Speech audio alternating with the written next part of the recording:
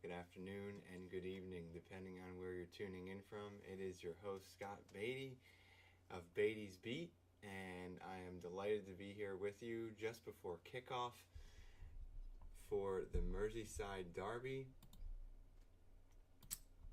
And it is going to be a good one, folks. We have a beautiful starting lineup as far as Liverpool is concerned. You've got Allison in goal. You've got Tsimikas in for Robbo, the only change in the back four. You've got Harvey, who's been Liverpool's best player so far this season, Fabinho, and the super sub gets his first start, Fabio Carvalho, Mo, Darwin back from suspension, let's go, and Luis Diaz. So a very exciting lineup there as we are kicked off. And there's your scoreboard. Merseyside Derby, let's go. Please do let me know your name and who you support, where you're tuning in from, any thoughts on the match. I'd be happy to talk about it with you. Liverpool in the early kickoff here, of course. Only match going on. This is where everyone's attention around the world will be. So I do hope that you share it along with me. Early throw here for Tsimikas here live at the Goodison Stadium. And oh boy, there's a lot of fans outside the stadium. This is seeming to be more and more of a trend these days over in Europe. I'm not sure why they're having so many stadium issues getting in. Perhaps it's higher security or digital tickets. Not quite sure, but it's not great to see. It impacts the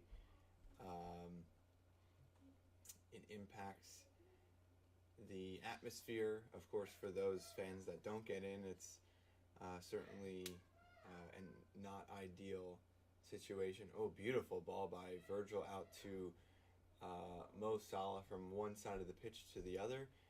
And Salah looking for Darwin straight away.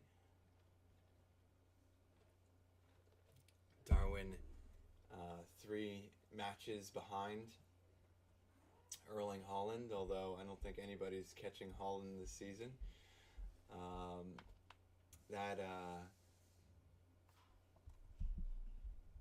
That midweek fixture against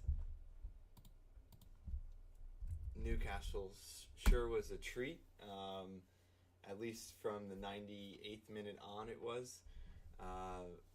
Up until that point, Liverpool had not been performing well at all. Again, I know a lot of fans have been dismayed at Liverpool's... Oh, and it's Tsimikas with an early chance off of a corner. Comes out to the top of the box, and he tries to drill one on target. It looked like it was headed there, but it was blocked by a sea of blue.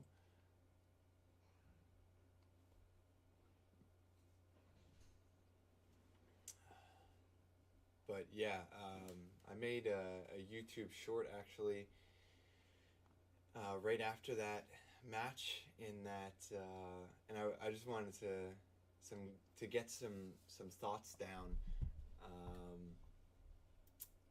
What's happening here? I'm buffering. Apologies. But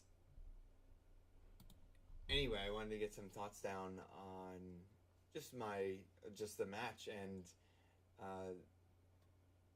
the idea that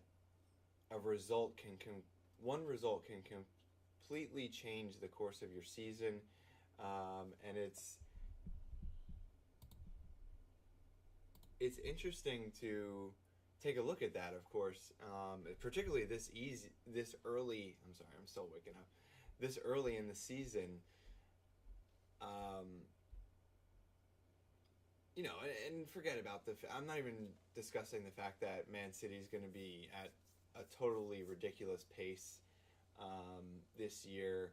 and people doing the addition with Holland and just a fabulous team and a pep team, and how's anyone ever going to beat Man City? And sure, but aside from that, it is ridiculous, regardless of any of those parameters, to discuss changing the course of the season, the fate of the season this early, and yet it's a completely, the angle that I'm approaching this from is the morale of Liverpool's squad. I mean, only during the COVID season 2021, the first year of the Nike kits with the teal and white collar, did you really see a mentality shift. I mean, this team has been termed the mentality monsters for the amount of comebacks and just consistency that we've been able to display.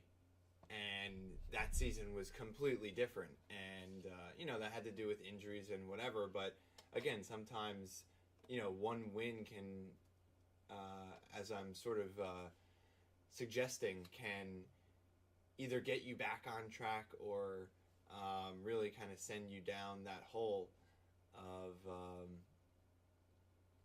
a lack of confidence and just kind of derail your season. And I really would have feared for Liverpool had we drawn or lost that match, and I think that's probably what we deserved from it. Of course, taking nothing away from a last-minute winner. I mean, I think any team that gets one typically deserves it for the fight to the final whistle. But Liverpool's performance didn't stack up with a victory, and yet that Carvalho moment, in the moment, Klopp said it, that Liverpool fans will remember that for quite some time. When you look back on this season, however it pans out, Liverpool fans will definitely remember that volley off the underside of the bar. I thought it was interesting also that that was the same side of the pitch where Isak scored his opening goal, Newcastle's opening goal, and I think the ball hit the precise spot on the underside of the crossbar for both Liverpool's winner and Isak's goal. Both great finishes as well. And so, yeah, that was a euphoric moment. I was, dancing uncontrollably around the house. Unfortunately, not on film to share it with everyone. But, yeah, it was a great moment. But even more important than that, I think Liverpool are on a high. I know that Liverpool fans are on a high off of that. Not really speaking about whether that solves all of our problems or not. Of course it doesn't. But, yeah, I mean, those types of moments can really spur you on and really give you that belief that we belong up there with City, which, again, we know, but, again, every season is different, and obviously Liverpool haven't had the ideal start, injuries, but aside from that, as I've said also, injuries of course are a factor, but on some level you have to forget about that and just take each game as it comes, and some of these performances need to be better, because you just look at, Everton in the box here, pretty dangerous. Neil Maupay, I believe, with his debut.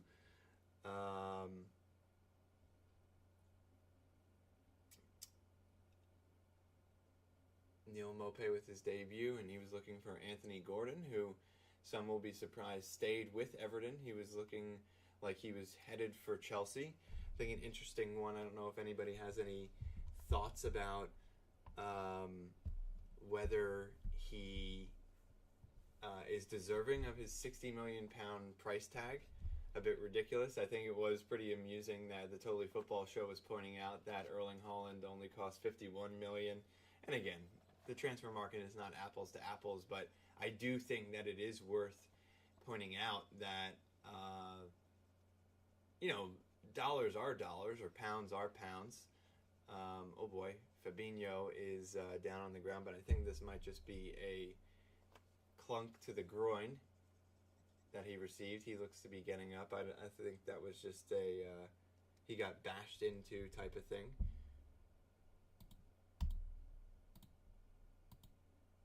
Liverpool certainly won't want any further injuries. Although the bench is looking a little bit more normal now that we have signed Artur. First mention of him. I'll share my thoughts in a moment. I just want to get my stream in order here.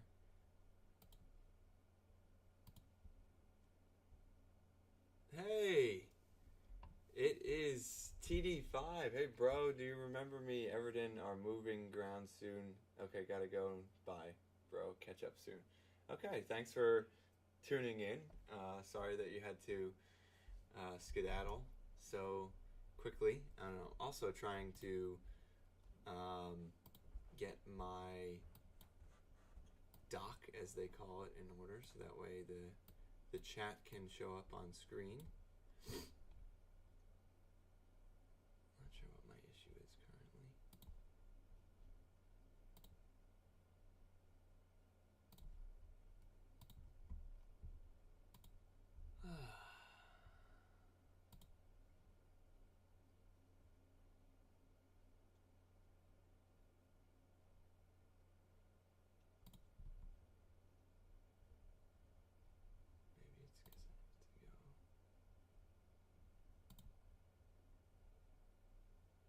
We got 10 watching right now, so hello to all of you. Please get in the chat. Let me know again your name, who you support, any thoughts on the match, where you're tuning in from.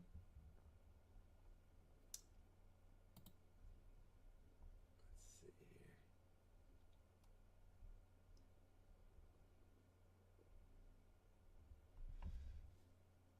Joe Gomez will certainly be enjoying his run of games in the team. I'll be interested to see how much playing time he gets once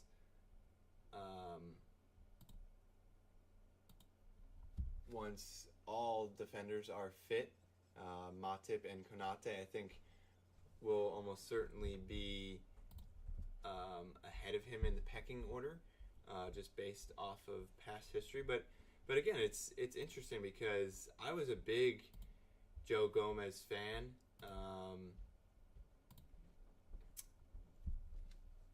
Through the years, and interesting that he just hasn't developed or had a run of injuries, or maybe Klopp just thinks that Matip and Konate are better choices. But I mean, the Gomez and Virgil partnership back in the 2019-2020 season was imperious. Again, who's to say how the ref is pulling two players together. I didn't see what the feud has been. Here's it's Diaz and Patterson both getting in a tussle with their arms, and then Diaz whacks his elbow at Patterson. Pretty silly thing to do with Darwin coming off of his red card. I don't think the ref will take any further action, but this is again, this is through the years of the Premier League, this is a whole lot of nothing. But again, when you have the opportunity to look back at things off of VAR and you have the crowd groaning, it is a situation where fans will get a little bit nervous that again, some action may be taken. But luckily the ref shows some good judgment.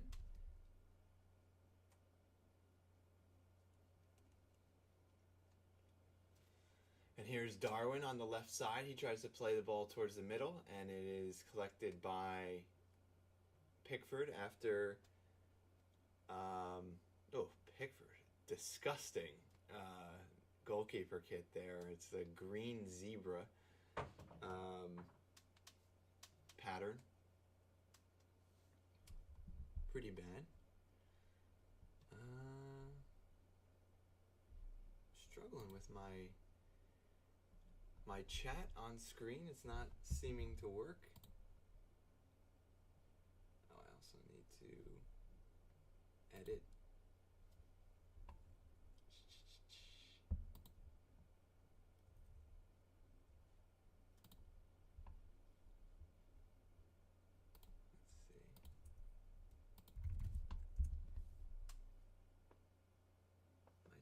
Work? No, of course not.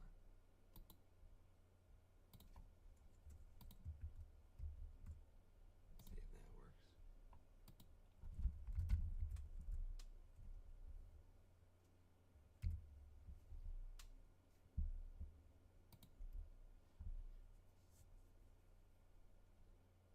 Refresh.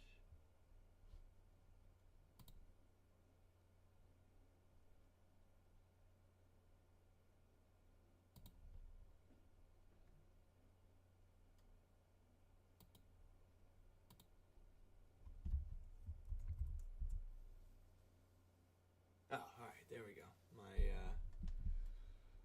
chat is working now, thankfully.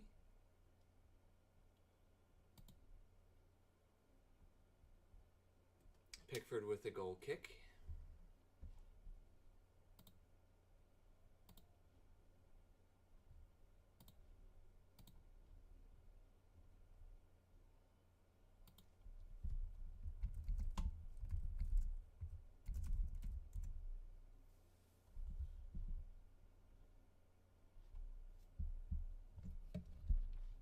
This isn't working.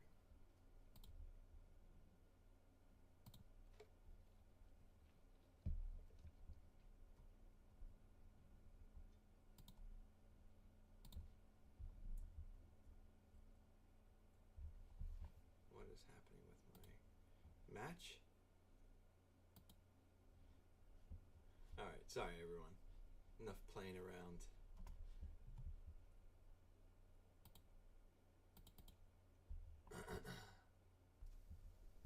Darwin darting for the loose ball right around the center circle, but isn't able to get there. Everton's, I will say, has started quite well, definitely matching the energy of Liverpool. Quite a no real obvious chances thus far, but definitely a very good pace to the match. Here is Trent coming a bit centrally. He swings the ball all the way over to the left for Tsimikas, who plays a little bit of a 1-2 with Darwin. Darwin, interestingly, has been quite taking up his space on the left-hand side. There's been a bit more freedom of movement laterally for the Liverpool front three than I'm used to, or we're used to seeing. Salah currently central. Harvey Elliott was the intended recipient for a long ball from Virgil. Let's see here.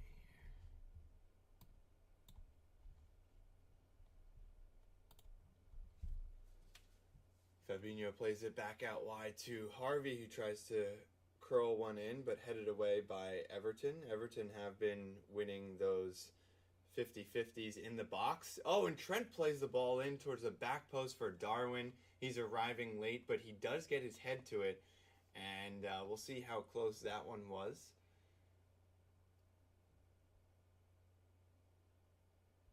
Towards the back post, and that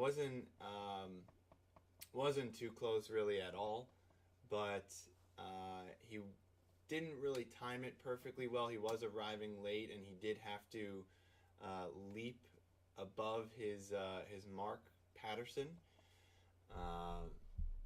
But no testing of Pickford just yet. We will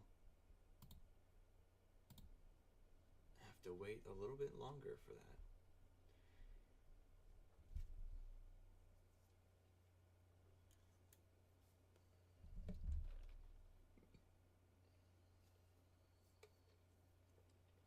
Sorry, Gray. Tries to feed it down the right-hand side, and Tsimikas does enough to slide tackle block, I think, with his back. Didn't really see too much of it, so that was one of those where it could have been a little dangerous with possible handball, but no, it hits him right in the backside near the kidney area. So Liverpool deal with any potential danger there as well.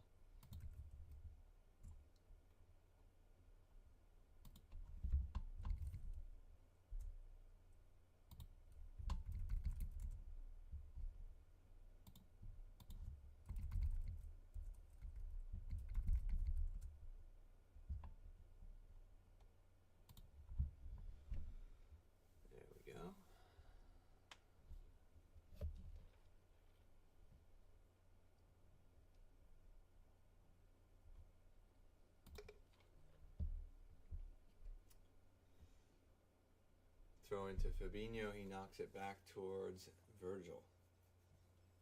Back to Fabinho.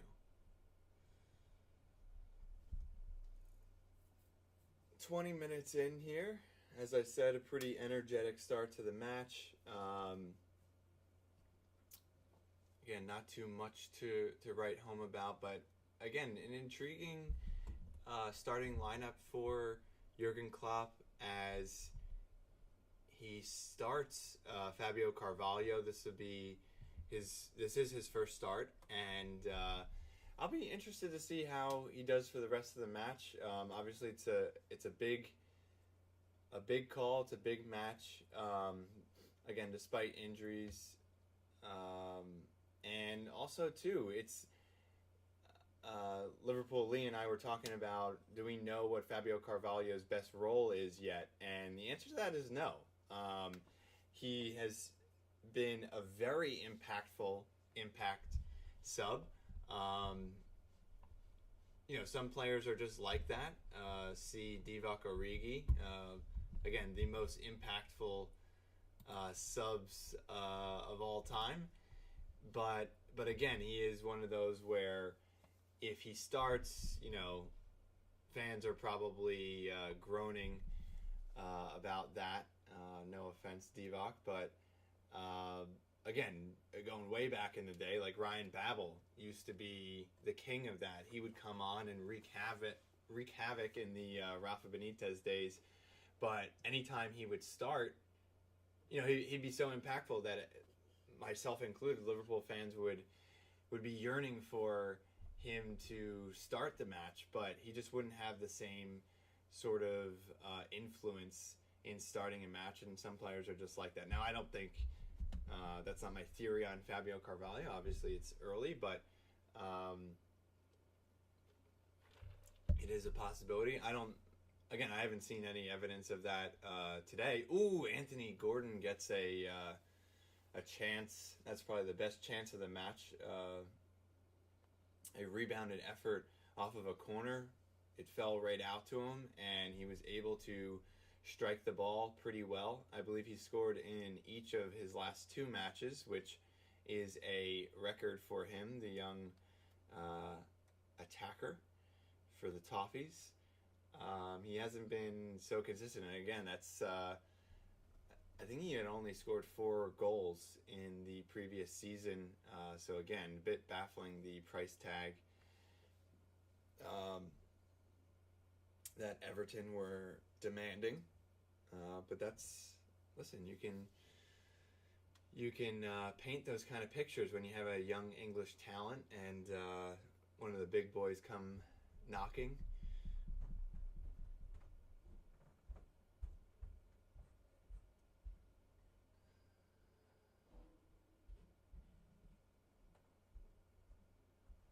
Virgil looking for Darwin, who tries to flick on, and Salah can't beat the Everton defender to the ball.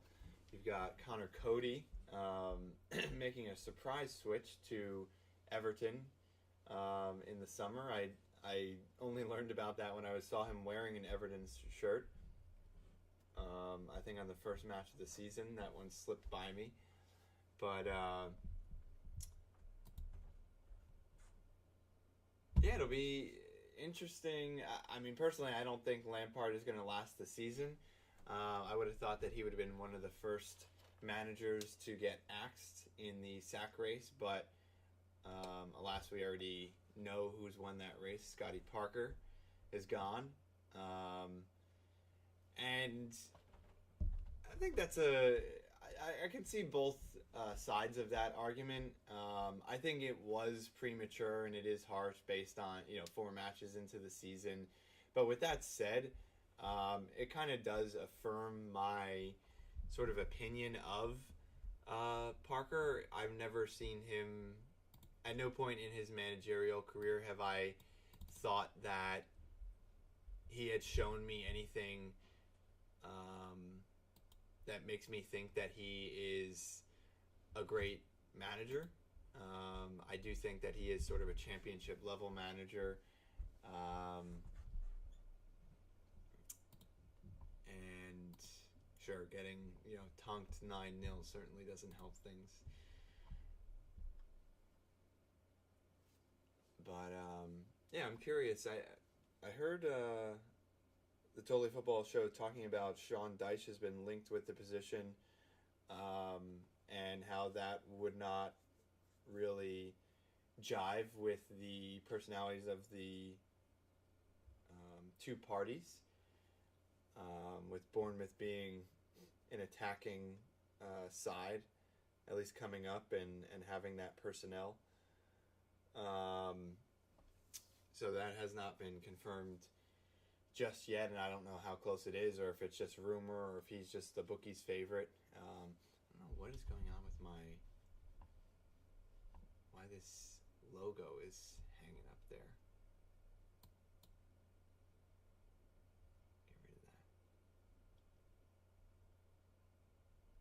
that. Liverpool have a free kick coming in, played in by Tsimikas, looking for Diaz, and there's a bit of a dash for the ball in the box as it was played into quite a good position by Tsimikas, and it was Diaz who tried to get a toe on it and redirect it past Pickford, but couldn't get that touch, and Pickford able to pretty routinely collect on the bounce. And another ball there played forward for Darwin, but he can't get onto the end of it, and it's Pickford again who is able to collect.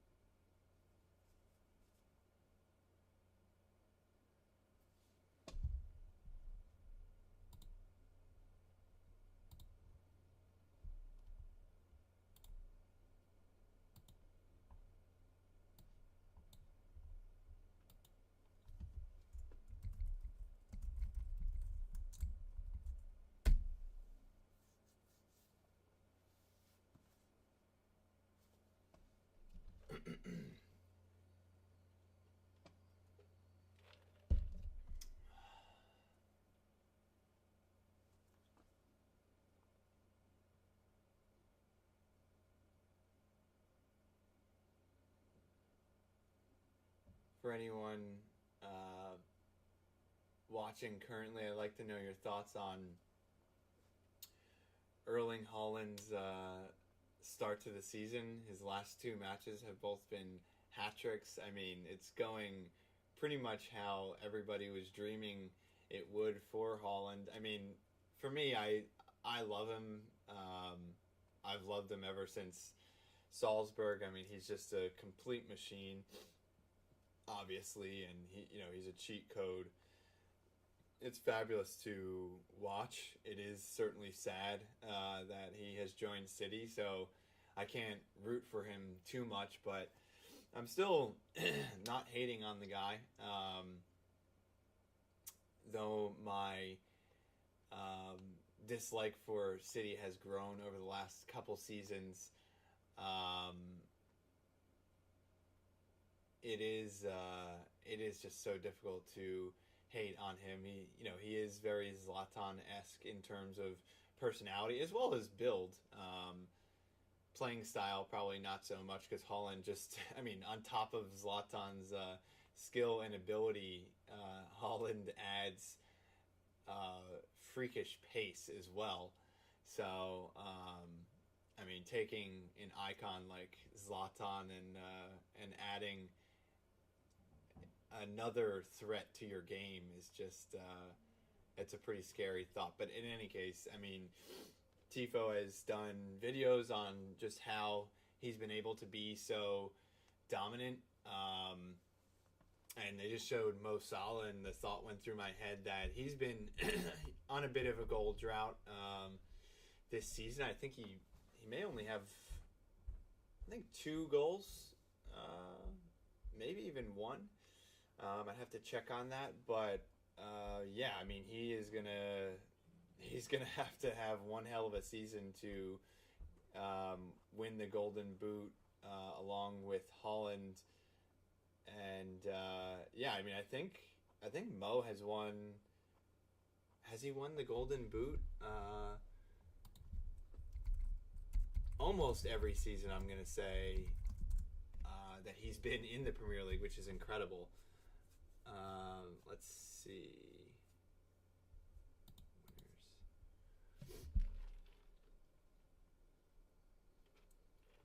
Liverpool have had 69% possession thus far.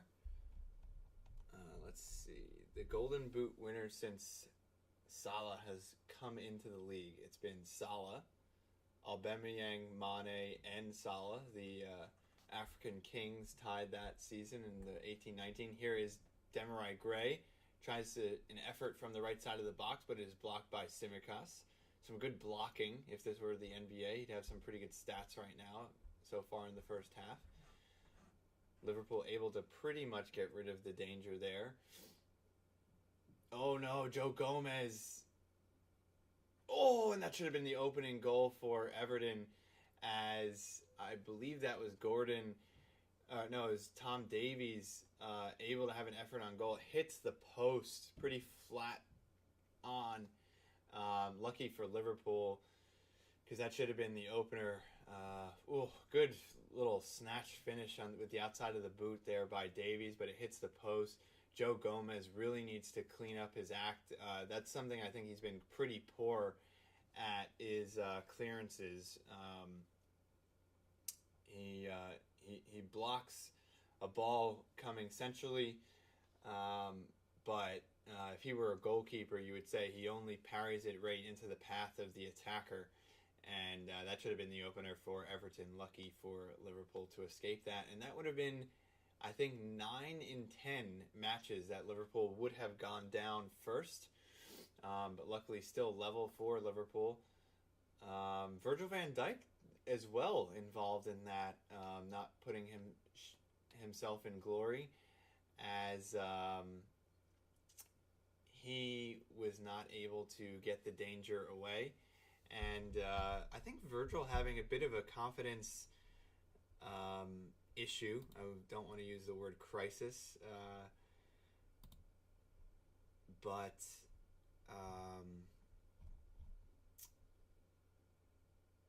Liverpool to the back post looking for Darwin as he tries to keep the ball in the 18-yard area, tries a scissor kick, which looked a bit foolish.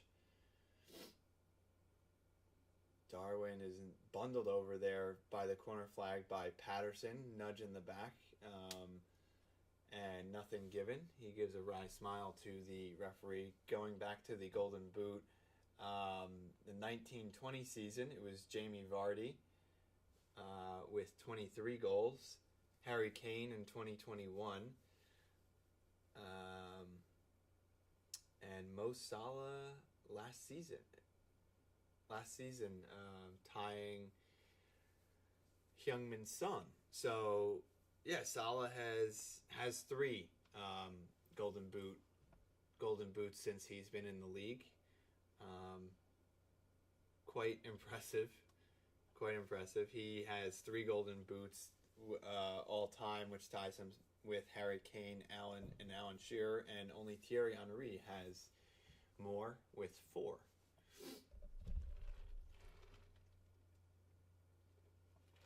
So yeah, also again in the comments, let me know what you think Salah's problem has been. Is it just that he, is he not washed up? Again, not trying to be sensationalist here. It's not my style, but sometimes, some players either run out of motivation, and I don't think that's it. But certainly Salah has been in the league. What has it been? 6 years now, I think. 18, 19, 20, 1, 2. Yeah, this is his 6th season, I believe. So yeah, I think, again, as I've said in previous streams, that Liverpool are just probably still in a bit of a funk. This team is listen, it has taken on a new identity. Injuries aside, this Liverpool team just does have a different feel to it without Sadio Mane, of course. Here's Mo Salah, speaking of new identities, playing center midfield right now. I don't think I've ever seen him pick up the ball in that position in the center circle, other than a counter-attacking breakaway, sprinting towards goal. But he picks up the ball with Liverpool, quite a few Everton and Liverpool players beyond him, and he plays the ball out to Trent. But yeah, I don't know if it's credit to Everton or Liverpool just lacking a bit of creativity. Not in any terrible sense, but again, Everton are set up pretty well, and a team will have to do pretty well to unlock them, as Harvey played in a nice ball towards the middle. And again, too, it's chemistry. Chemistry having to be reestablished in this Liverpool team. Again, think about all the players that are part of this Liverpool team that were not established players at the beginning of last season. Harvey Elliott, Fabio Carvalho, Tsimikas, Luis Diaz, Darwin Nunez.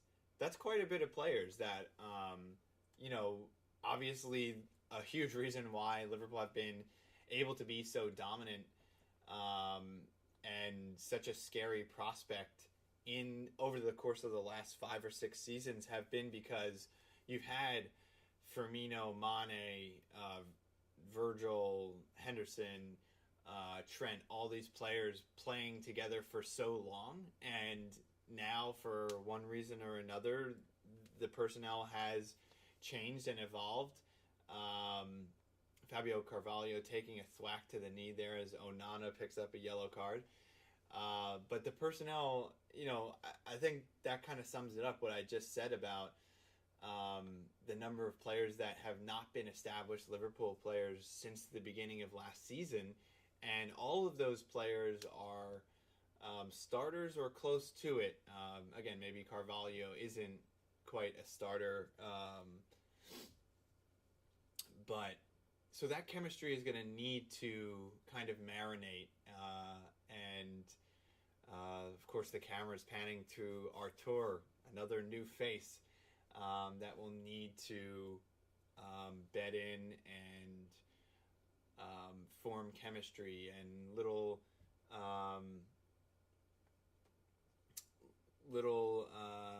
just runs or glances. You need that bit of chemistry to that can be a huge difference. A little milliseconds of time or hesitation on the ball can make the difference between a beautifully threaded through ball, which the defense doesn't see, or if the defense starts to pick up on it, then maybe they're able to intercept. Here's Tsimikas with the ball to the back post looking for Fabinho.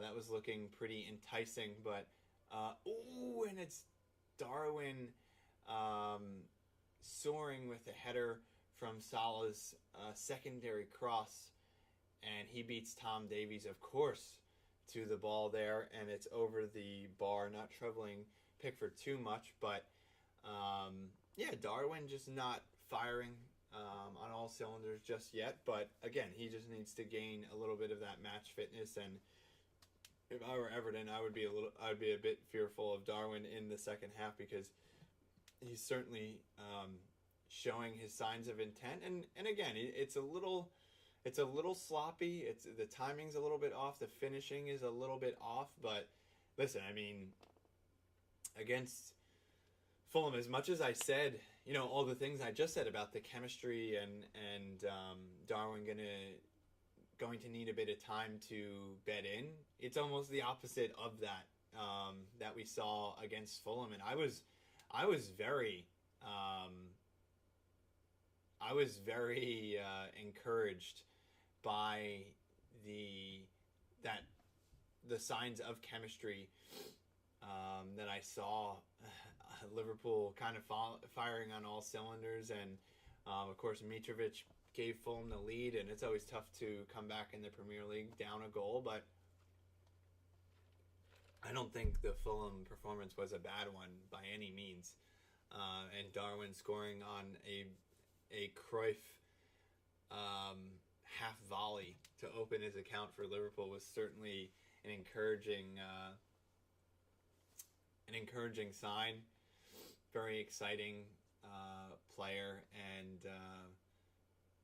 certainly that's not indicative of a player that is shy by any means. So, yeah, Liverpool will just have to sharpen things up. I think as long as Liverpool can get into the halftime break, maybe this is setting too low of a bar, but if Liverpool can get into the halftime break, still scoreless, I don't think that's the worst thing, and Klopp can kind of breathe a bit of fire into the team, as Firmino was just shown. I don't know if I've ever seen that player being shown on the bench, and then in the same camera frame, he gets up and starts to warm up. He got the sign to do so, as who knows, maybe we'll see Artur make an appearance as well. Mo Salah gets bundled over. He thought he was fouled with the body language of him on the floor, but he plays on, getting up, and the ball from and it's Darwin with a beautiful effort. Long ball to him, and he takes it on. Didn't have a great... and it's off the post again by Diaz. Two wonderful moments there by Liverpool, and that's all we need. Luis Diaz, the live wire, the electricity. We say it every single match. He always brings... Oh my goodness. What player has hit the woodwork more than Luis Diaz since he's joined the club? I don't know. He's hit it about 5 times. Almost seems like once per match. That was a beautiful effort by Darwin. A very Fernando Torres-esque chance there as the ball got played over his right shoulder. He takes it in stride. Takes a touch to bring it down and volleys it towards the back post. Pickford bats it. Needed that touch to save it, and it comes back off the crossbar. So hitting the frame twice in about 20 seconds for Liverpool, as both teams have hit the woodwork collectively 3 times. So there we go. The game needed that, I think, a little injection of excitement and adrenaline there. Carvalho on the ball. Good to see that he is okay and able to continue. Carvalho plays the ball forward. Carvalho, I mentioned before that we're not really sure what his best position is. I mean, I think I look at him as, just kind of without any further evidence or sort of clues, I guess you could say, that he is pretty similar to Harvey Elliott, an attacking minded player. That is he a winger? Is he an attacking midfielder in the 3, or is he more of a 10? I mean, I think his most natural position is probably a 10. I mean, I think whether we've changed formation when he's come on or not, I think that he's pretty much popped up in those areas, and that's where he's been able to influence and create from that sort of general position. And of course, Liverpool don't play. What did I just hear? Of course, Liverpool. Liverpool don't play with the number 10 on a normal basis. So anyway, it is good to see, whether it works out or not, him start in general and start in the midfield, because we haven't quite seen that. I thought he maybe would have been more of a, what I have seen from him is quite Coutinho-esque. Again, maybe minus the ball hog qualities of Coutinho, who has to have the ball at his feet. It has to feel like he's the creator of the team, a bit like Bruno Fernandes-esque. As well as Coutinho, I think most naturally again is a left winger,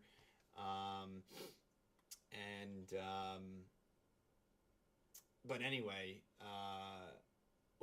nice little interplay by Everton as Virgil boots it clear.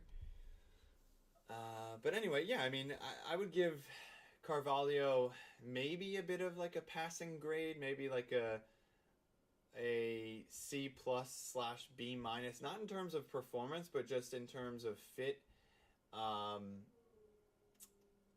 in the center mid role. Good tracking back by Darwin on the edge of his own area, and he boots it clear. I think 30 seconds left in the half,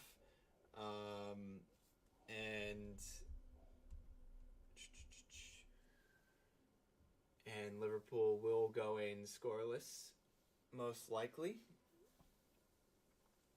But yeah, as I said, jury's still out on Carvalho, whether he is a perfect fit in the midfield, or if it's just, again, obviously Liverpool, a lot of injuries, and I think Klopp, I love to see that he's given the youngster confidence in after such a big moment against Newcastle. Klopp giving him the opportunity to start. He could have given it to Milner. So I think, again, Liverpool fans will be delighted that he's shown that confidence and opportunity, given Carvalho that opportunity to play, and obviously that being a more attacking starting 11 with Carvalho in it. But anyway, that is halftime. I'm going to take a bathroom break. You do the same, and I will see you for the second half.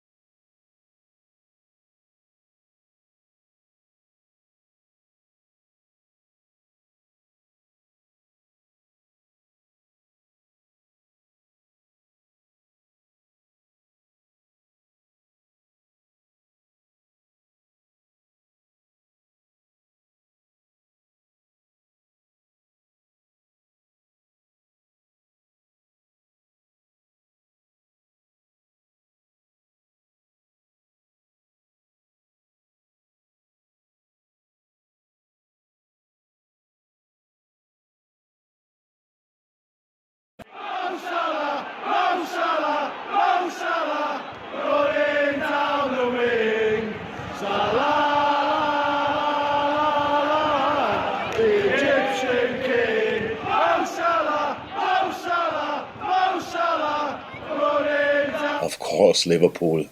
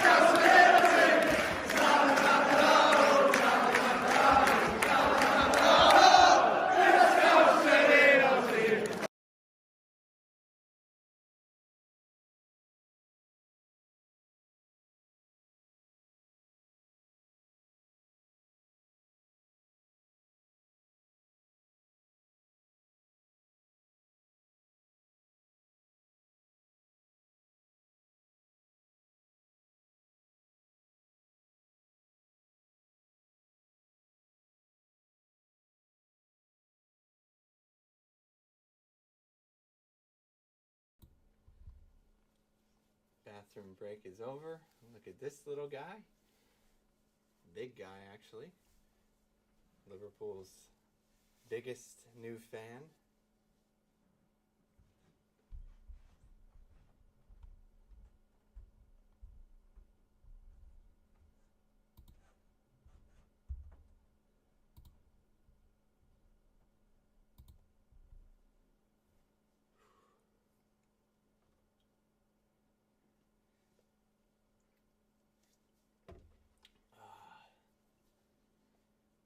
So any halftime changes for anyone?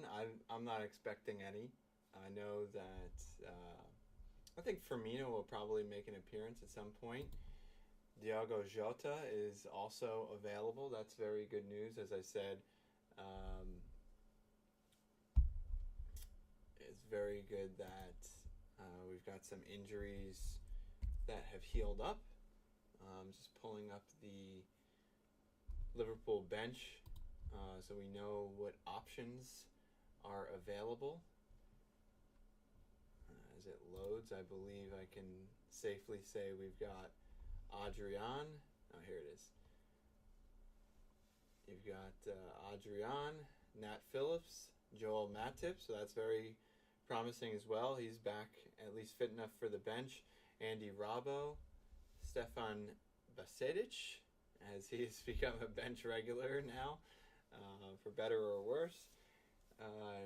Millie, Artur, Firmino, and Jota. So that is a pretty strong bench. I mean, well, I think in general, I think maybe grading on any curve, I think that's a pretty strong Premier League bench. But certainly considering what we have had in recent weeks, that's definitely more of an adult bench options. So that is promising. Oh.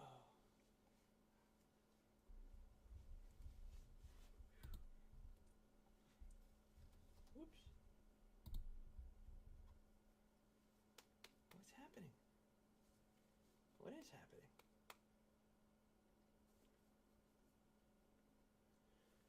The Bills versus the Rams, Thursday, 7 Eastern, followed by Buccaneers versus Cowboys.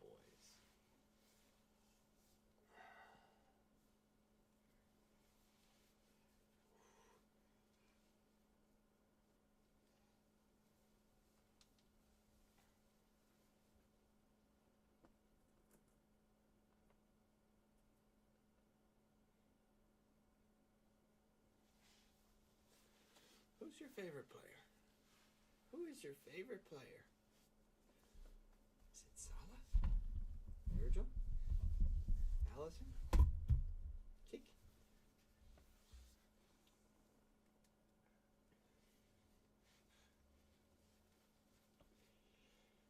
The Scouts are in our team. The Scouts are in our team. Is this guy, this guy, this guy?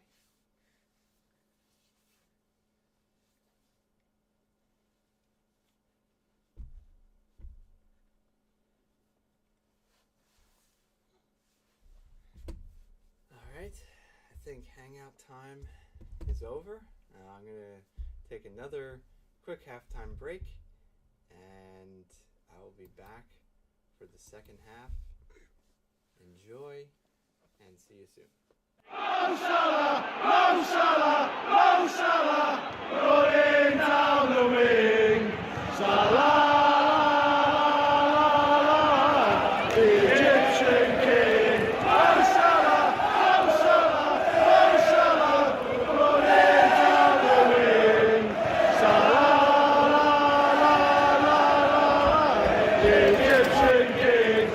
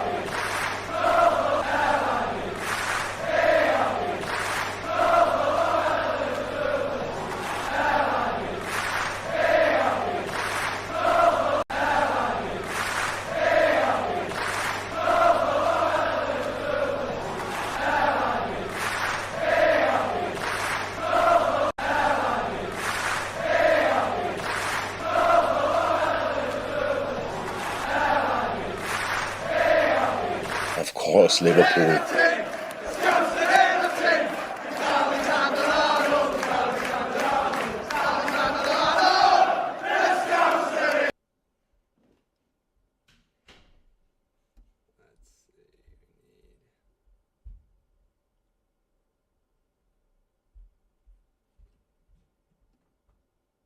Test.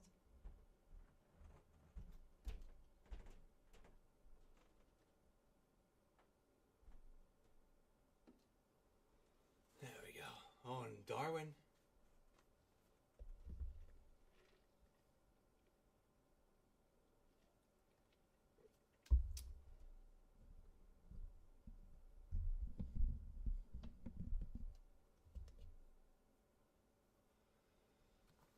Alright, so I don't think we've had any changes over halftime.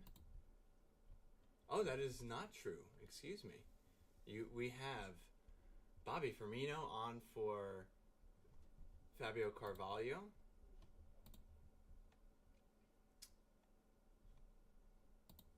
So that is exciting.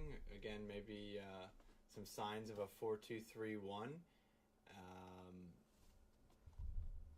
I think Klopp definitely believing that this is a match that we can handle both in controlling the play as well as giving us that more attacking formation to put ourselves on the front foot and get more players up the pitch.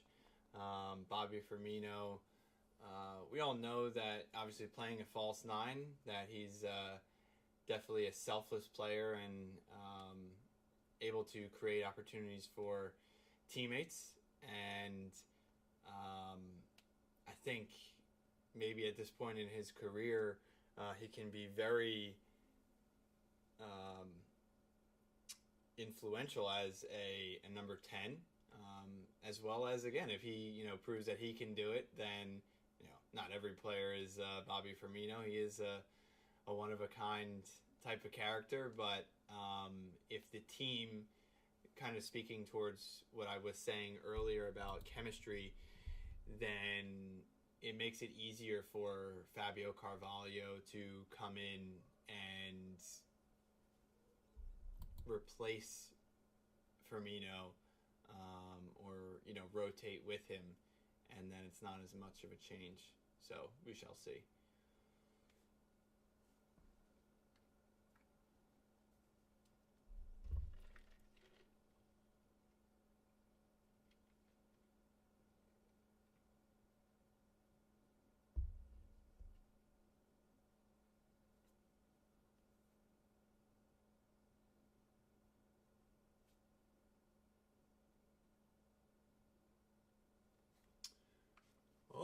And Darwin has a chance as the ball rolled from right to left over towards him. Somewhat similar to the Gordon chance in the first half where it was... and it's Harvey that plays it across. And Tsimikas. Tsimikas demonstrates some Andy Robbo level finishing. As, the play started with Tsimikas. He played it towards the back post. Harvey Elliott plays a beautiful ball straight out of the air. Such great technique. Plays it bang across the 6, and no Liverpool player can just get the touch it needed to bulge the old onion bag, as Tommy Smith would say. And the ball came rolling across back to Tsimikas. And he had, albeit somewhat of a tight angle, he did have quite a few areas of the goal to aim at as he tried to block it back pretty forcefully, and ended up looking like a cross, although I'm sure he was going for the goal. And the chance goes begging. So Neil Mope tries to set himself up for a bicycle kick.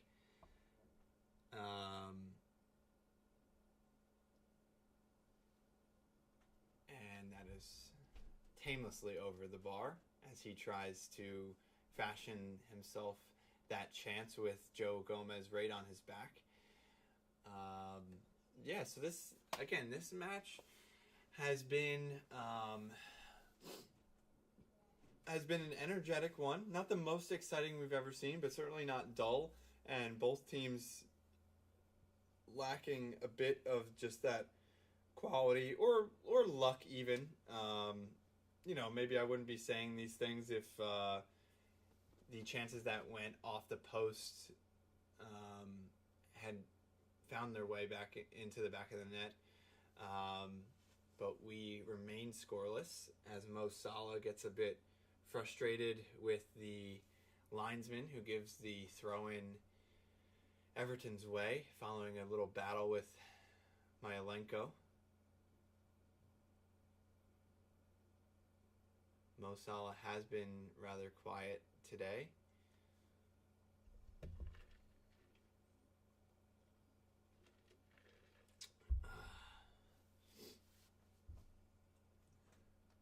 I would like to see Liverpool be a bit more forceful with getting the ball up the field, which is not to say that we've been lacking aggression or anything like that, but just take more chances. I mean, there's 40 minutes left in the match. There's plenty of time left to make mistakes and even be a bit wasteful, but to take sort of those chances, to use an NFL analogy, take take some shots downfield and just kind of see whether we can find our way into some open space. Because again, Everton have been quite good thus far in being well set up and marking and contesting crosses there, as Tom Davies puts a cross from Simicast out for a corner kick down the left-hand side, and I think it's going to be Simicast who takes it as Harvey Elliott kind of goes a little bit towards the sideline, probably giving a short option. And it is Simicast who pings it in, and it finds an Everton head as Elliott gets, oh my God, what a terrible ball back in by Trent, who shanks it, a bit similar to the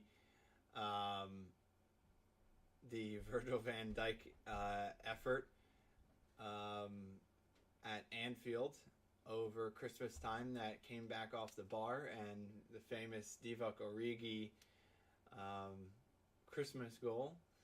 But instead this time the ball comes down right 6 yards from the Everton goal, and Pickford is able to claim it with ease. Yeah, I mean, Trent, I try not to focus on negatives here, but I do think that, and a cross from Salah finds an Everton defender, but the clearance is not good enough, and the ball falls to Darwin. That's kind of what I'm talking about in terms of being a bit more forceful. Again, sometimes you get chances arise that maybe you don't quite deserve, but you got to take the chance. You got to take shots on goal in order to score, and sometimes the goalkeeper makes a mess of it, but that wasn't the case this time. But instead, the defender kind of created the chance there for Liverpool as the attempted clearance falls to Darwin, and he gets a nice effort on goal, and Pickford is equal to it. But Connor Cody deals with that cross from Simicast as Fabinho finds the Greek left back down the sideline, and that was a ball into a very dangerous area. Who knows if Pickford would have dealt with it, or if it would have fizzed on towards the back post, and Darwin could have just bundled it into the empty net. But it will be another corner kick, and this time it's going to be Trent that finds his way over to the left sideline, and he plays a very deep ball back to Salah. Most people would probably call that a very poor corner, although maybe it was intended to be that deep and looped over to that part of the pitch. But yeah, as I was saying, players that really need to be better than what they've shown thus far this season, I would say, are Trent, Salah, and Virgil. Surprising to say, because he has been so consistent since he has signed for Liverpool, but not really showing it so far this season. And again, I don't think that that's any sort of sign of a longer-term issue, or that any of these players are aging or anything like that. But I think it's just a sort of a mental block, and who knows? Maybe will it be they themselves to pull themselves out of the rut, or will it be more of a the team can lift them? Sometimes it takes again, even a poor performance like against Newcastle. It was a very poor performance. Oh, and it's Alex Iwobi who gets a little bit of a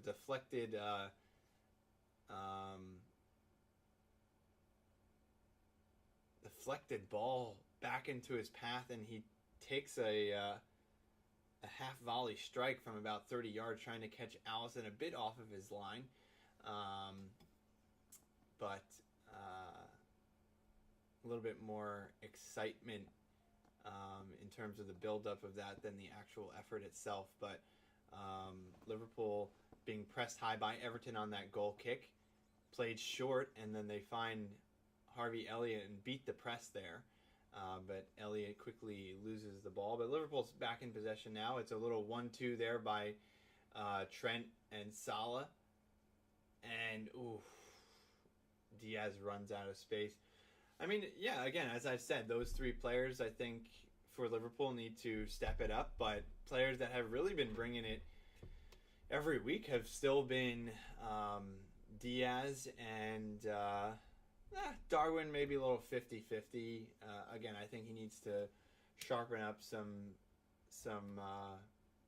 parts of his game, but I'm not too worried about that. But yeah, Diaz and Carvalho and Elliott, I think, have been our players of the season so far. Everton very sloppy with their pass along their back line, and Cody concedes another corner to Liverpool. I am interested to see just how many corners that is. I'm going to guess in the 8 range. Can't find the stats. Oh, here they are. Total shots, Liverpool 11-8. Big chances 0-0. And that cross goes begging once again. Tries to find Virgil, but similar to Darwin in the first half, the timing just wasn't right on that cross. And header by Virgil. It is Robbo that is going to come onto the pitch for Costas. And number of corners. This says 4-1. That has to be wrong. And Millie is going to come onto the pitch for Alexander Arnold. So still no sign of the young Scottish outside back. No, not Andy Robbo, but Calvin Ramsey. I believe he's still injured. So yeah, Milner, for probably the third or fourth time this season, is going to be deployed at right back. And Milner's another player that I would put.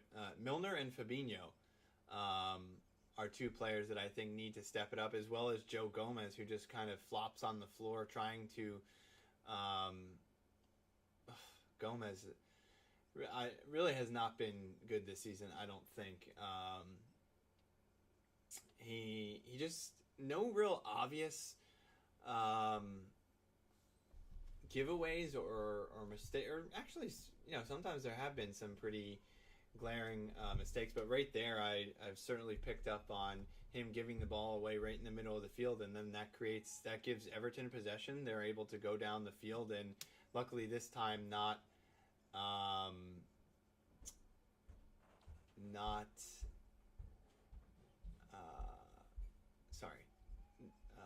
give away a chance, but Everton are in possession in Liverpool's half of the field, and Gomez has to be better with not being as sloppy as he's been.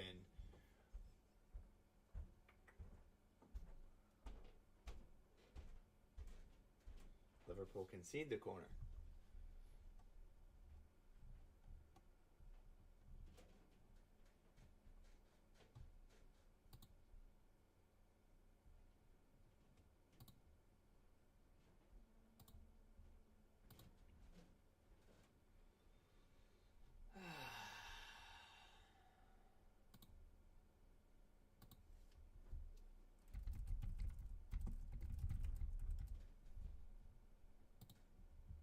Wasted corner by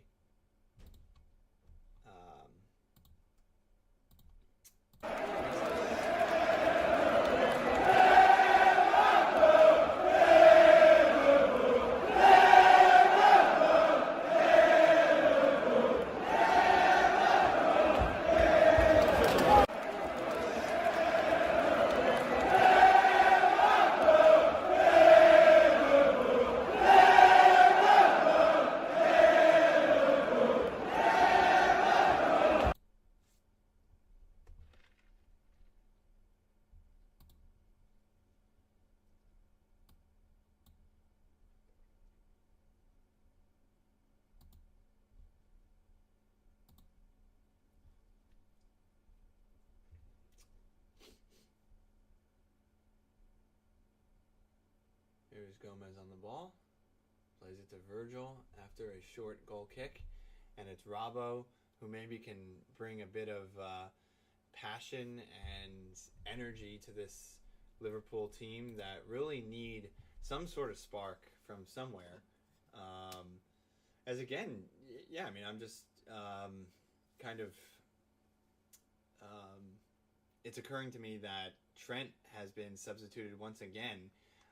He never really used to be substituted in the past couple seasons, unless maybe we were a couple goals up. But I mean, 62nd minute. Ooh, and here's Patterson finding a little bit of space into the box, and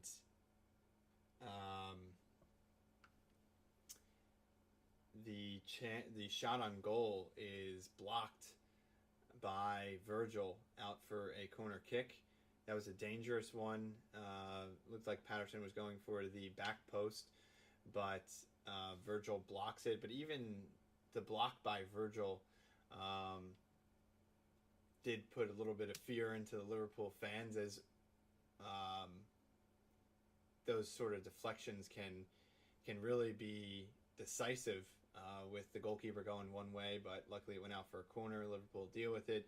Milner plays a desperate ball forward. It does get the header is won by Diaz, plays it forward to Darwin, and it's Firmino who gets a shot on goal, and that needed saving by Pickford. So well done to Bobby Firmino, who says it's about time that we get going here. And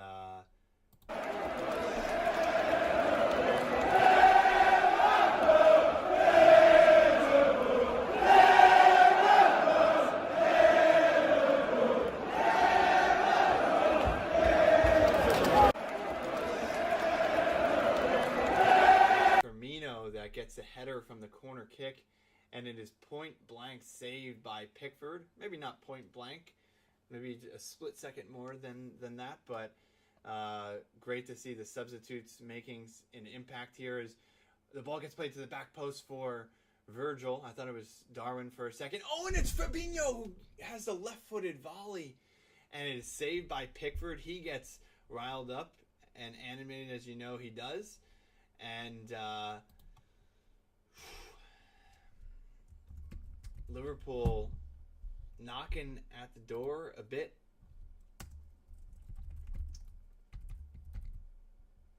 We need that Fabinho kind of from nowhere type of effort. And here's another corner for Liverpool. And it's, that looked really good. It looked like it was in the perfect area for Virgil, which it was. And he just didn't get the connection. Oh, and here's Everton. Mopé. Oh, fabulous save by Alisson as this game gets a bit of life into it. Some chances there as Alisson once again shows that he is the world's #1.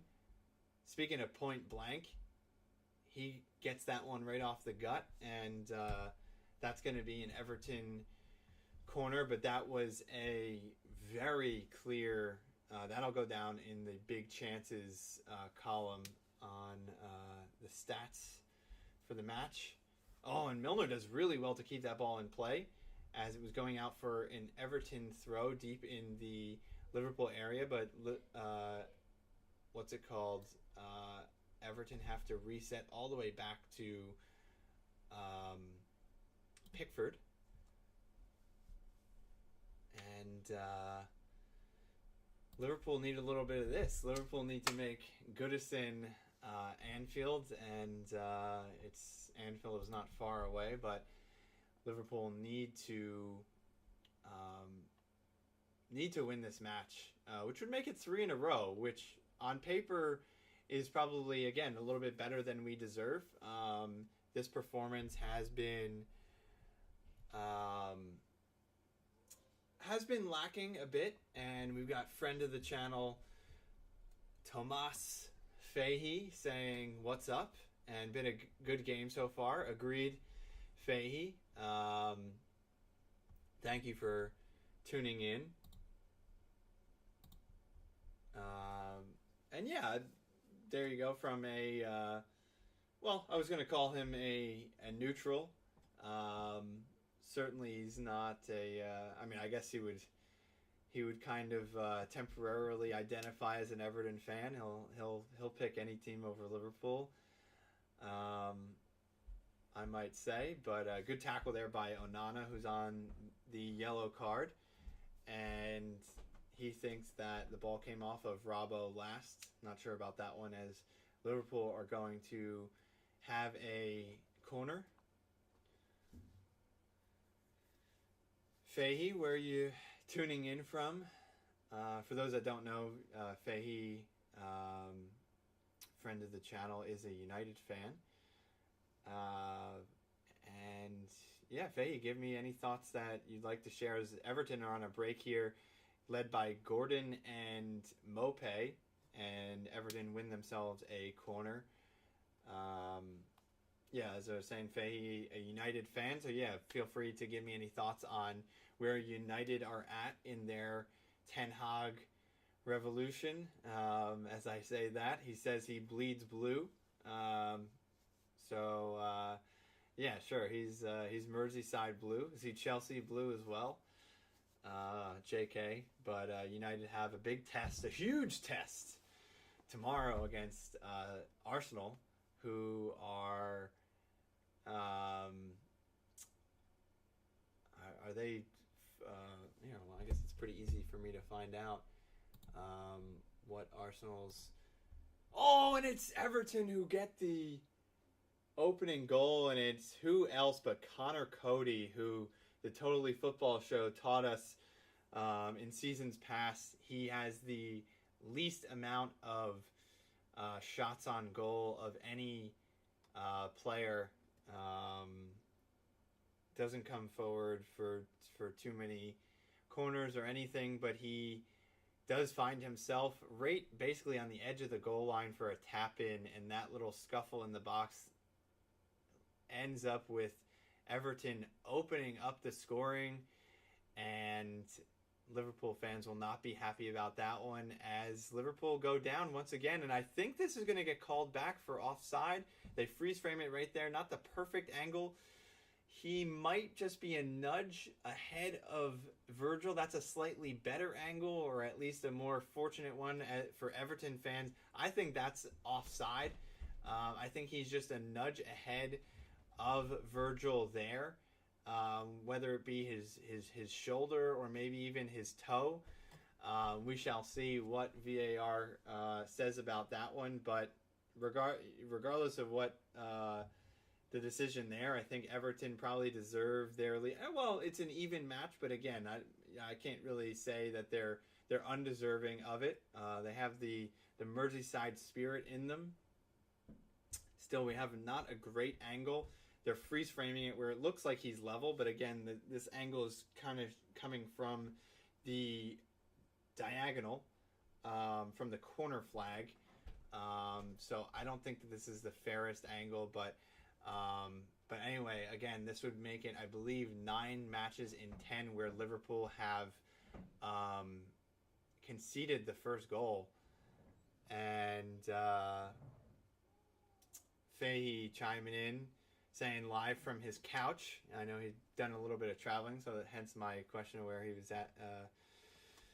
He was tuning in from, but he is in the great state of New Jersey. No goal. Sorry, I almost said no decision. No goal, offside. Liverpool fans cheer that one, as Liverpool do not concede the opening goal of the fixture, thankfully. And he says, as you said, big test tomorrow, can't regress against a team starting hot. Ten Hag, showing balls to bench Ronaldo and Maguire. Curious to see if Antony and Casemiro slide in. It was someone making a funny point that, back in the day we used to have, Ronaldinho and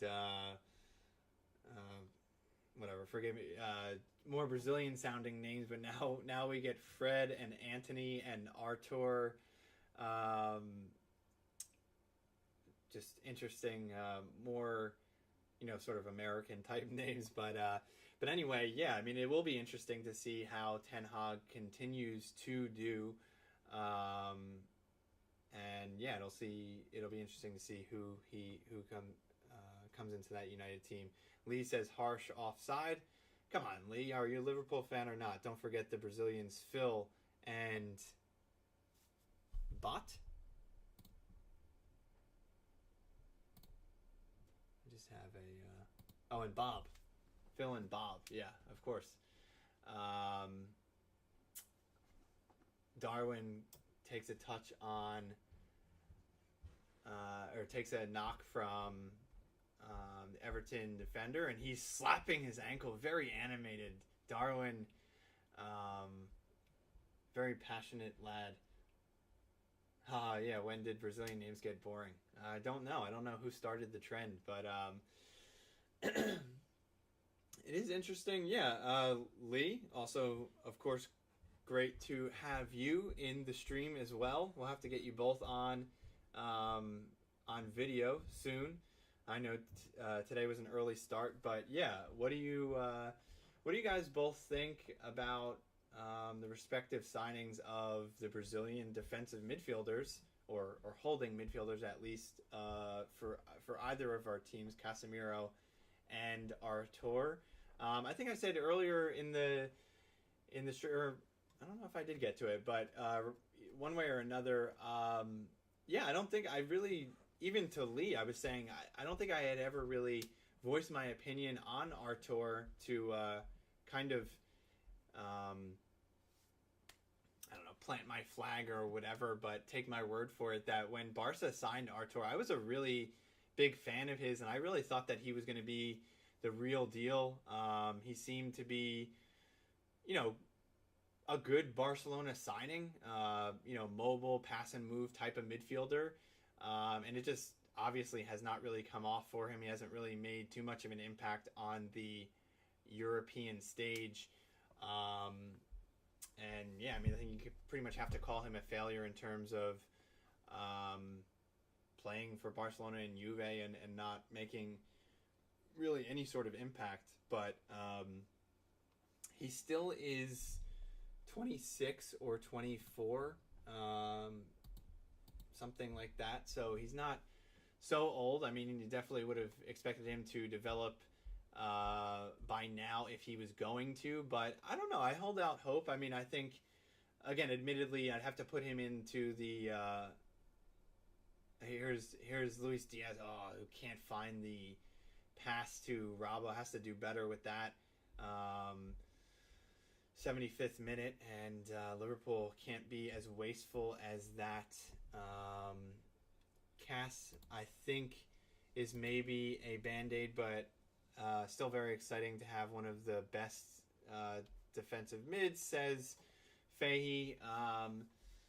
Yeah, I mean, well, I don't know. I mean, clearly people are going to call me biased to say that I have excitement for Artur, but not Casemiro. I just think that, listen, I think Casemiro is certainly a more proven player. He's proven what he can do and has been one of the best defensive midfielders. I've always been a hater on Casemiro. I can see that he is a very good player. I just don't. I think he's been part of Real Madrid teams led by Zidane that have, Zidane is more of a Rafa Benitez manager more than even I would say Ancelotti. I mean, I think Ancelotti is a more legendary manager than Zidane, and I would give him more credit in terms of his ability as a manager. Whereas Zidane has really just made cup runs similar to Rafa or even like Brendan Rodgers, kind of have a rub of the green type of manager. Still got to hand it to him. He's won those cups, but again, I don't think those Real Madrid teams are as legendary as you might think picking up those Champions Leagues. But moving right along, Casemiro clearly an accomplished footballer, but I think he'll make an impact to United. I'll be intrigued to see it, but I don't think he'll be sort of a revolutionary type addition. Whereas I think Artur can unlock some of those. Again, I'm not staking my house on it. I'm not even claiming that everybody has to believe that I'll be right, that Artur, and Artur might just be, again, pretty much what Fahey said. He could just be a stopgap and he could just be a body there. And but my belief in Klopp and the Liverpool coaching staff, I think that it's not out of the realm of possibility to unlock maybe some of Artur's abilities. And again, even his YouTube compilations, you can make any player look good on a YouTube compilation, but even Artur's YouTube videos are a bit underwhelming. Faye's saying it is the end of McFred, huge upgrade, LOL. Yeah, I guess that, from that perspective, but as Dan Lebitard would put it, sometimes fan bases cheer for the signing of any quarterback, anyone not named, who's the bearded quarterback that played for, the Jets and the Dolphins, that fans just wanted anyone but Ryan Fitzpatrick. Anyone not named McTominay or Fred is an upgrade. And sometimes I think that is the case, but, that is a pretty low bar. And again, signings aren't, as United have proven and as Chelsea have proven, signings aren't necessarily a sign of anything. It's just a sign of a change. But yeah, also consider the fact, this is just a random thought, but Totally Football Show is pointing out just how many huge striker signings that Chelsea have made over the last many seasons, really. Even dating back to Falcao, you can even pull out of your rear end and say that was a total failure. And then you had Morata and Lukaku, obviously, last season. And I have to say, I called it that Lukaku wasn't necessarily going to be, worthy of his price tag. And that was just a horrific signing. It doesn't make him a terrible player, but again, it is a sign that, football is a complex sport and it's not always addition. Joel Matip coming on for Harvey Elliott. Interesting one there. Diogo Jota coming on for Nunez. I think about right. Nunez, had enough time to show his qualities, and I think enough time has passed where it's maybe just not his day. But here we go. Let's have a little bit of the Jota. Oh, we went to number 20.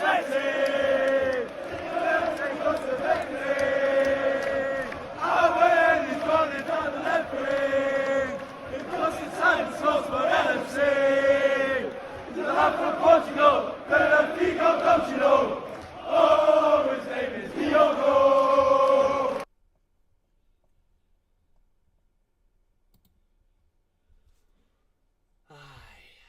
Come on, Liverpool. You got 10 minutes plus cloppage time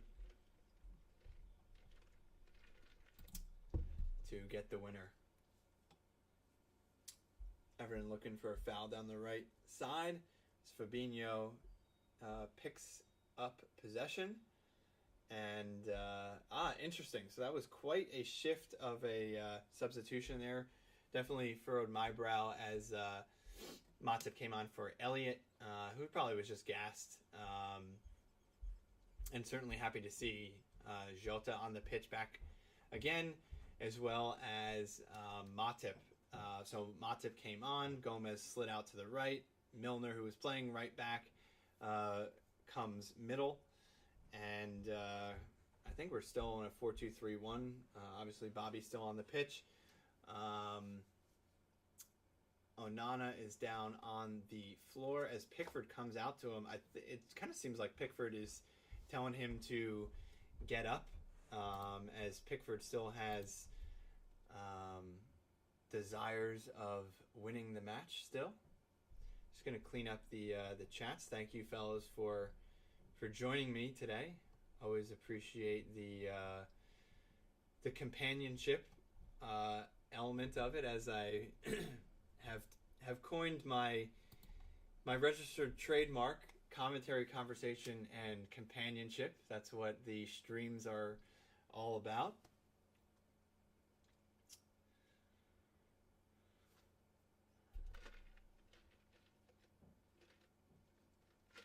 Dwight McNeil coming onto the pitch for Anthony Gordon.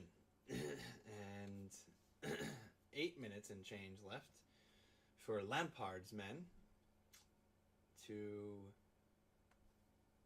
make something happen. Gomez with a horrific ball over towards Robertson. Joe Gomez cannot start the next match. He has been terrible today. Luckily without any real dire consequence, but I think he has been horrible today.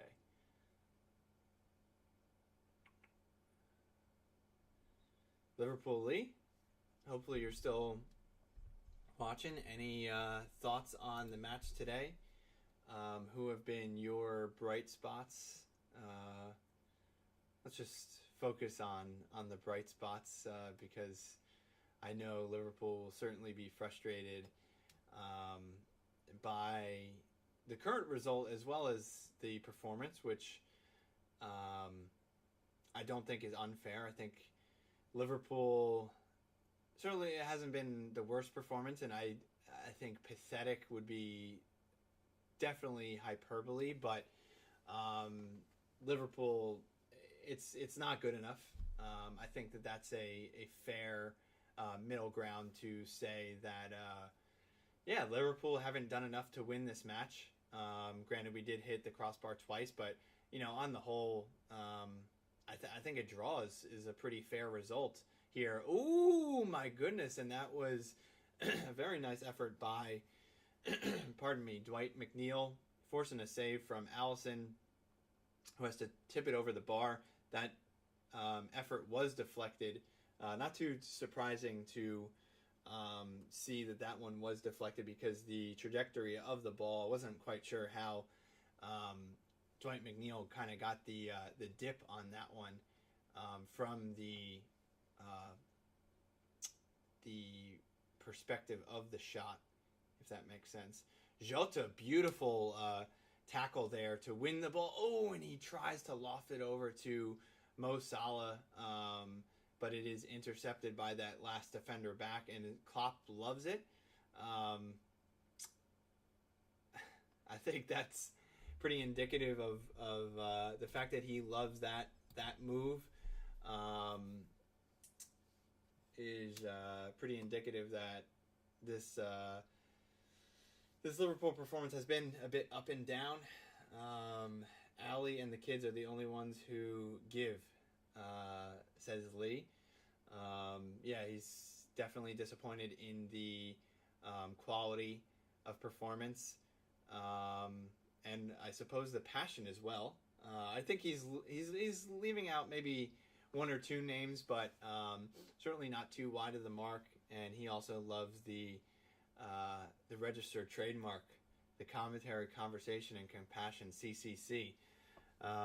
Fahey, as I keep hearing, there is a staleness in this Liverpool that you don't expect.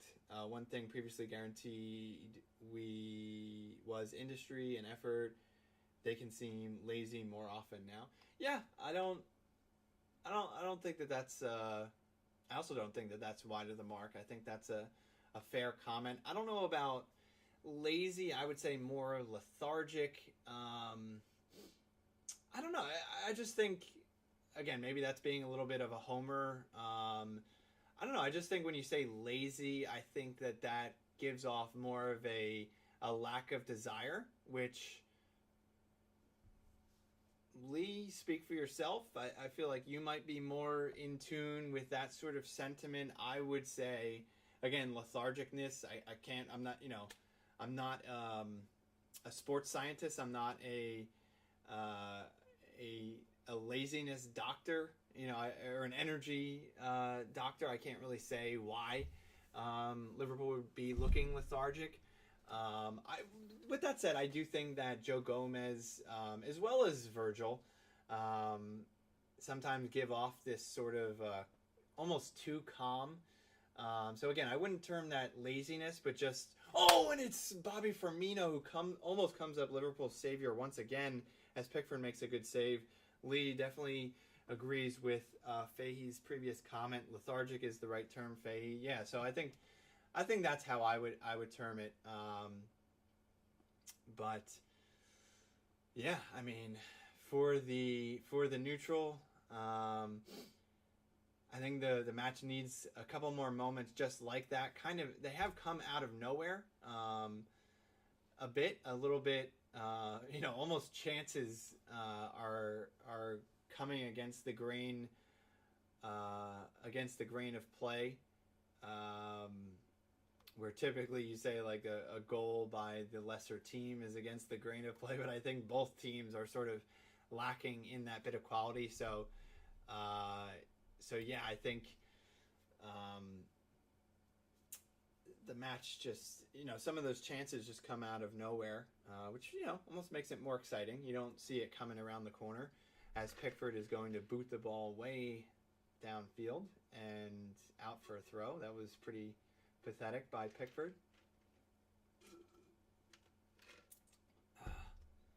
And yeah, I don't know what the doctor's orders are for Liverpool being lethargic. Again, it's just I have said it before, and granted,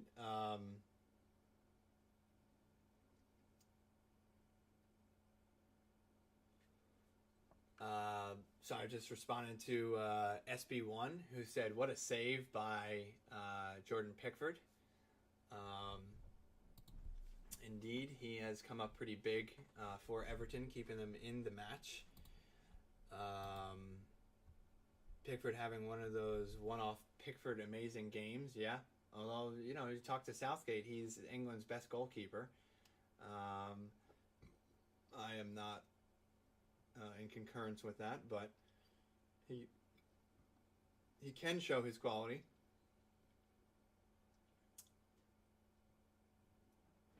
Oh, terrible call by the ref there, as he gives a goal kick. He says it came off Jota, but the replay shows there that it came off the heel of Patterson there. I've been pretty impressed with Patterson. He's shown pretty defensively sound. It seems like a defense-first sort of outside back, but able to kind of get forward, sort of in a Seamus Coleman sort of way. Again, I wouldn't call him attacking first, but able to pop forward and join in the attack. Fahey asking, who do I say then, in reference to my comment about Pickford not being the England's number one. I mean, I don't think he's nearly consistent enough. Just for that alone, I wouldn't pick him. As well as a personality, I just feel like he's erratic. He just screams incessantly off of any. Oh, beautiful play there by Jota. Was that 6 minutes of added time? Here is Diaz, who's coming forward, and he has a shot. It is blocked. I'll get back to you in a second here. Faye Salah, pass just a little bit too soft for Milner, and Everton coming away with the ball. They are countering here as Milner tries to slide tackle McNeil. He retains possession of the ball. Very well done there by Milner to slow them down. And there's a fizz shot by Demarai Gray. And it is Alisson who gets it. Here we're going to have some end-to-end stuff here at the end of this match. Alisson rolls it out to Robbo coming down the left-hand side. It's Diaz who finds Jota, who tries to cut in Diaz style on Patterson, but there he is again. He might be man of the match, number 3, the right back for Everton. And here's Virgil, who forgets that he doesn't have a left back for a second and able to get the ball. If I didn't say it before, Mopé keeps giving off these Richarlison vibes. Everton feel like it's mandatory as an attacker to bleach the top of your head. Diaz on the left-hand side. He cuts in on the right. Patterson can't keep up with him. He's going to try and ghost across the center of the 18, but Everton know that trick by him. Fabinho gets the ball left-hand side, whipped in by Robertson. Oh, and it's Jota, who we know how dangerous he is with his head. He can't get a great connection with it in the box, and Liverpool are going to have a throw near the midfield line. Back to Fahey. Who do I say is England number 1? Henderson, yeah, I mean, I probably would have said that. I think he is a promising up-and-coming keeper.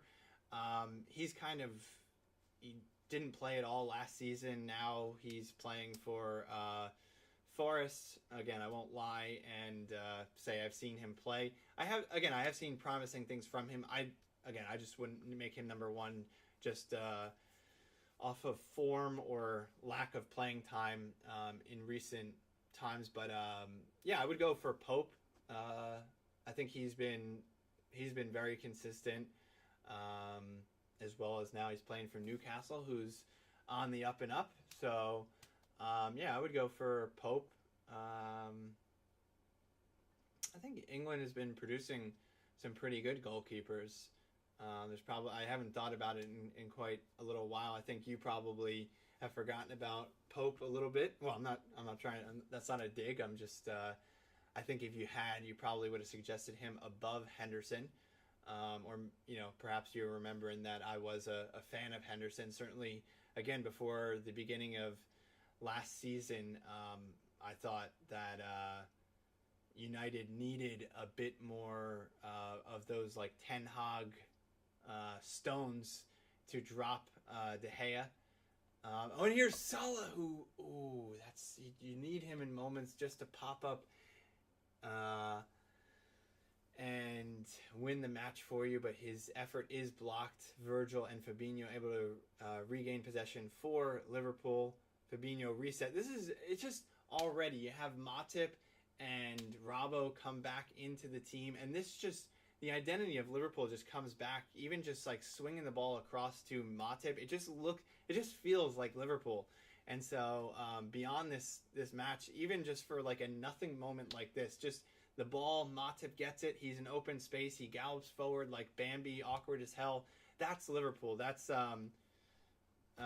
even though the ball comes to nothing, even on the off plays, it feels more Liverpool-esque. And so I am excited for Liverpool to get our personnel back. And I'm becoming a Joe Gomez hater, at least for the moment. He doesn't have it. So anyway, one way or another, it is. Oh, I forgot that he's still on the pitch. Joe Gomez. He is playing right back, and he brings it down. But anyway, Faye says Diaz has that Robin vibe. He will cut inside every time, and you cannot do anything against it. Yeah, exactly right. Diaz he's just such a live wire. He's so electric. Every time I describe him, I'll describe him that way. It's just so sort of synonymous that he is able to provide that spark. And again, I'm not even trying, no pun intended. Oh, and Diaz plays it. Oh, and hits the post for Salah, and he gets another crack at it. Oh, my goodness. Oh, you got to take those chances. You have to take those chances. Of course, Liverpool. Another shot off the woodwork, and that is at least the fourth time. No, I think the fourth time this match, and Pickford gives off a roar there. Jeez. Devastating chance that goes begging, as they say. And it looks like this match is going to end deadlocked at 0-0. Probably, again, deserved, but unfortunately, Liverpool will not be able to go 3 wins out of 3. And, again, just going to open up the door for City to march on ahead. And I guess at this point, you have to say Arsenal as well, to maintain their lead at the top. Allison gets the ball. referee allowing Liverpool to play a little bit longer. Here's Virgil. He should find Fabinho. He goes down the left sideline to Robbo, who tries to find Diaz. Come on, keep progressing, Liverpool. Diaz comes middle, finds Joe Gomez, plays a ball out to the sideline for Salah. Salah plays it centrally for Bobby, who lays it off for Salah. Can he make a bit of magic happen? And Everton thwack it clear, and that is the final whistle. Frustrating performance, frustrating result, but well done to Everton. You have to say it. Fahey at the final whistle asking, what are your feelings, Mo, this season? I think I'm lacking a little bit of context here. I don't know if you mean, and I did say a little bit earlier in the stream, but I'll just repeat it quickly, that he's one of the Liverpool players that need to improve so far. They just have not been good enough. They have not been themselves. Are Trent, Mo, and Fabinho, I think, has been quite poor. Milner, too, I think is sort of showing his age. But, all of those players, again, some Liverpool fans would probably consider me to be biased and say that I think that they can all come back and play at a much higher level. Tom Davies looking like, I don't know what he's looking like, but he's got the hair out. Hilarious look there. Looks almost like a retired player there. But anyway, I think those players really need to perform better. I think Harvey Elliott, Diaz, and Fabio Carvalho have really performed really well this season. I left Virgil out as well. Needs to perform better. But yeah, I think for the most part, and coming back to your question directly, I think that these players are just in a mind funk. That's all it is. I think they just need to shake it loose, and that's on them. I said earlier in the season that the players need to get their heads out of their asses. I don't think that it's anything to do with Klopp. I don't think that this Liverpool team has gone stale. I don't think that they've gotten old. None of that. I think there is sentiment of that amongst Liverpool fans and non-Liverpool fans that, they just see Liverpool being a shell of themselves, and I don't know, they just kind of snatch at some sort of opinion, trying to rationalize what they're seeing, and they try to diagnose something. Salah doesn't have it anymore, and I just think that that's silly. I think that's